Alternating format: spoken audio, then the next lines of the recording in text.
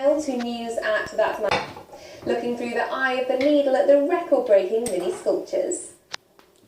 And one man from Crumpsall who has walked 32,000 kilometres around South America.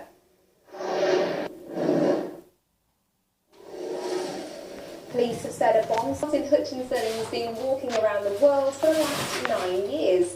Covering 34,000 kilometres across 21 countries, the walking nomad is back in town for the month before heading off on his next adventure. Sarah Hancock has the story.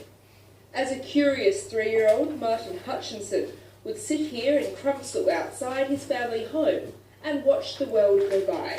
Now 55, for the last 36 years, he's been on the road exploring the world. His most recent trip around South America started when he was trying to hitchhike in Mexico, but after failing to get a lift, he started to walk. Only 9 years later did he finally stop walking. The first week went into months, then into years, and I've actually walked now for 9 years, 34,000 kilometres across 21 countries. Breaking away from the beaten tourist track, Martin has found himself in dangerous situations 3 times in Latin America. The first one was in Ecuador, where 2 men hit me over the head with a bottle, trying to rob my camera but didn't succeed. In Venezuela, 2 children with a gun, age 11 and 12, tried to but again didn't succeed. And then the final one was at the frontier between Bolivia and Brazil, where 2 men actually came up with an axe. They actually got me, but at the time the bomberos were going past and they managed to rescue me. During his travels, Martin became disturbed by the amount of rubbish polluting South America. We're contaminating the rivers, the beaches. Everywhere I look, there's contamination. Once you start to look, then you start to notice it. And it's just horrendous, the things that's going on in Latin America, but also around the world. Capturing the damage being done to the environment as he went along, he's now on a mission to raise awareness about the issue. I've travelled around the world. This planet is my best friend.